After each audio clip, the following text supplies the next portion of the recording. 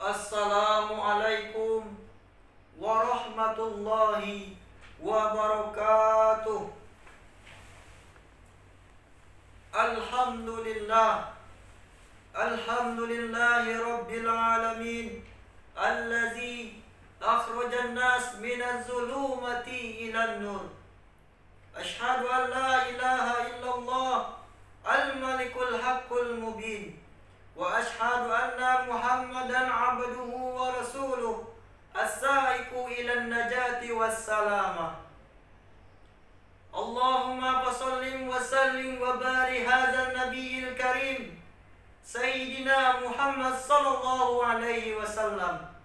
Allahumma salli ala Sayyidina Muhammad wa ala ali Sayyidina Muhammad. Dewan juri yang arif lagi bijaksana, hadirin wal hadirat seiman dan seagama, rahimakumullah. Pertama yang paling terutama sekali, marilah kita mengucapkan rasa syukur kita kepada Jalalatul Syarif, yakni Allah Subhanahu wa Ta'ala, yang mana Allah Subhanahu wa Ta'ala telah menciptakan kita, telah menciptakan langit dan bumi, menciptakan siang dan malam, daratan dan lautan, sehingga sempurnalah kehidupan di alam semesta ini. Salawat dan salam tak lupa-lupanya kita hadiahkan kepada Rasulullah sallallahu alaihi wasallam. Beliau adalah orang yang terpuji, tapi tidak pernah berharap untuk dipuji. Orang yang selalu merendah, tapi tidak bisa kita rendahkan. Orang yang selalu mengalah, tapi tidak bisa kita kalahkan. Oleh karena itu, marilah kita kirimkan salawat kepada beliau yang berlafazkan Allahumma salli ala Sayyidina Muhammad wa ala ali Sayyidina Muhammad. Dewan juri, hadirin wal hadirat yang berbahagia, Indonesia merupakan negara kesatuan yang terpenuhi keberagaman. Keberagaman yang terdiri atas keberagaman budaya, suku dan agama. Di satu sisi, dengan hadirnya keberagaman di Indonesia ini menjadikan bangsa Indonesia sebagai bangsa kesatuan yang unik dan menarik. Sementara di sisi lainnya, kalaulah kita tidak menjaga, kalaulah kita tidak kelola dengan baik, niscaya dia akan menjadi potensi sumber munculnya konflik, fanatisme buta, pertikaian, perselisihan, bahkan bentrikan yang dapat merobohkan falsafah negara Bhinneka Tunggal Ika. Pertanyaannya, wahai saudara, apakah kita rela? Apakah kita ikhlas bangsa kita yang besar ini, bangsa yang dibangun dengan susah payahnya perjuangan, berlinangan air mata, bercucuran air darah, bahkan genangan darah para syuhada, roboh karena kepentingan pribadi dan golongan? Jawabannya tentu saja tidak, wahai saudara. Oleh karena itu, izinkanlah saya menyampaikan sebuah pidato yang berjudul Moderasi dalam Agama sebagai Alat Pemersatu Bangsa. Dewan juri yang adil lagi bijaksana, hadirin wal hadirat yang berbahagia, sebelum kita membahas tentang moderasi, tentu saja terlebih dahulu kita harus mengetahui apakah yang dimaksud dengan moderasi. Moderasi adalah jalan tengahnya antara dua hal, kesenjangan sosial atau gesekan sosial. Lalu, apakah yang dimaksud dengan moderasi dalam beragama?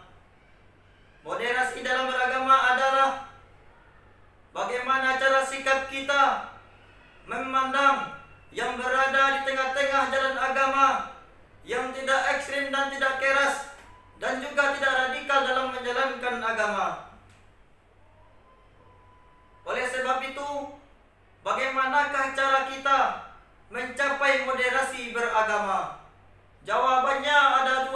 saudara.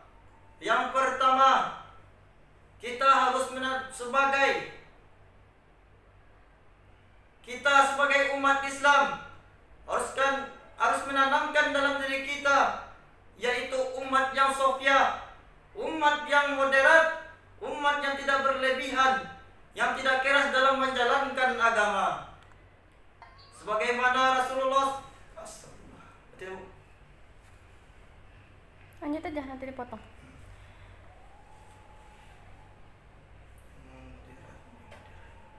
Mulai dari yang itu aja. Yang Pertama. pertama. Nah. Alah. Enggak, Ibu matikan. Lanjut aja, nanti Ustaz ada sama. Yang pertama, kita harus menanamkan dalam diri kita, yaitu umat yang sofia, umat yang moderat, umat yang berada di tengah-tengah, yang tidak radikal dan tidak ekstrem dalam menjalankan agama. Sebagaimana Allah Subhanahu wa taala berfirman dalam Al-Qur'an surah Al-Baqarah ayat 143. Wa kadzalika ja'alnakum ummatan wasatan litakunu syuhada 'alan nas wa yakuna ar-rasul 'alaikum syahida.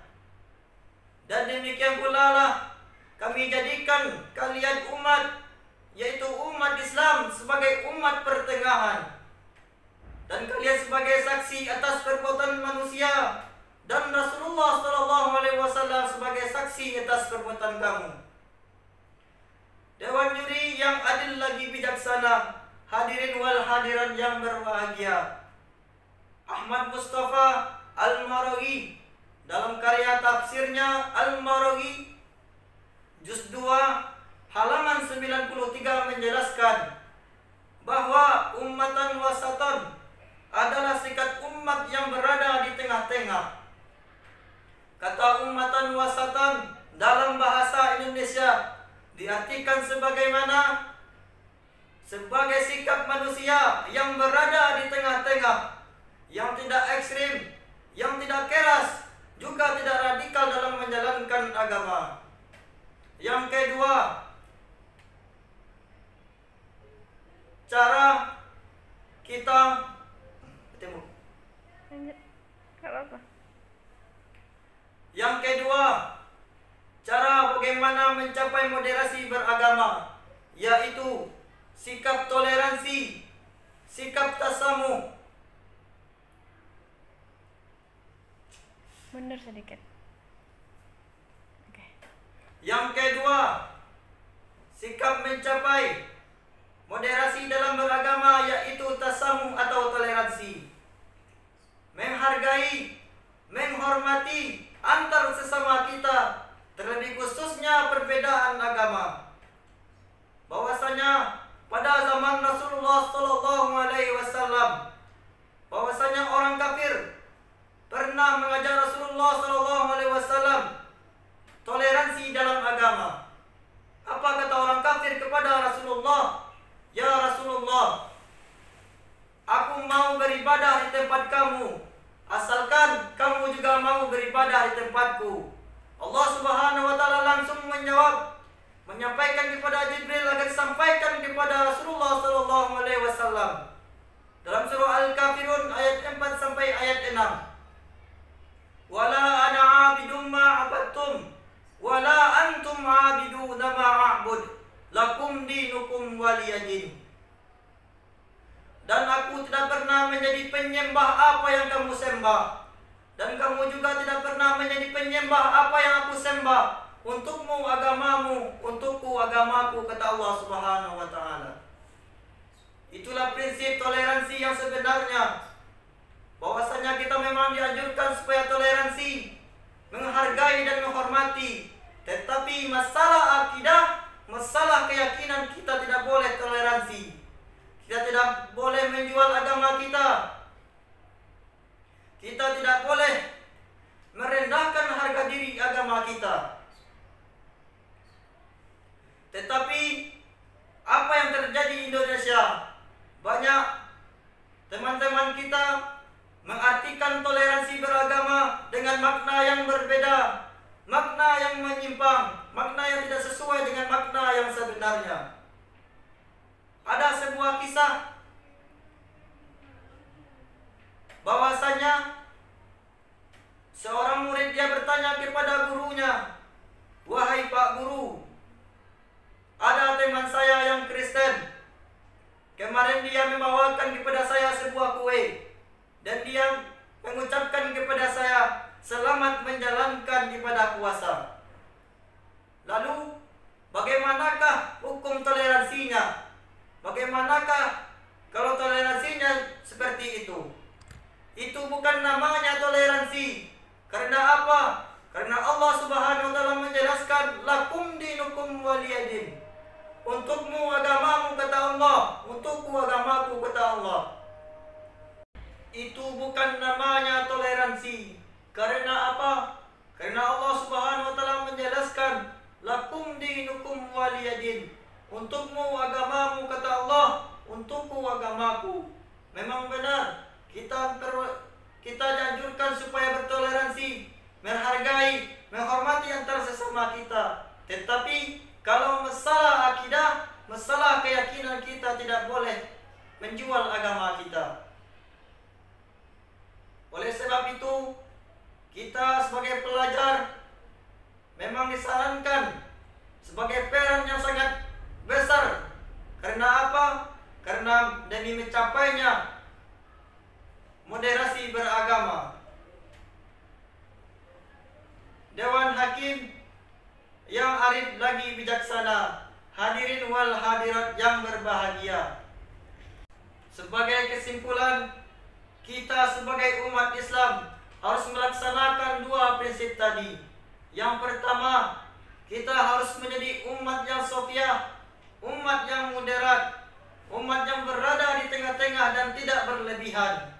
Yang kedua, kita harus menanamkan dalam diri kita yaitu sikap tasamuh atau toleransi, menghargai dan menghormati antar sesama kita, kecuali tentang masalah akidah dan agama.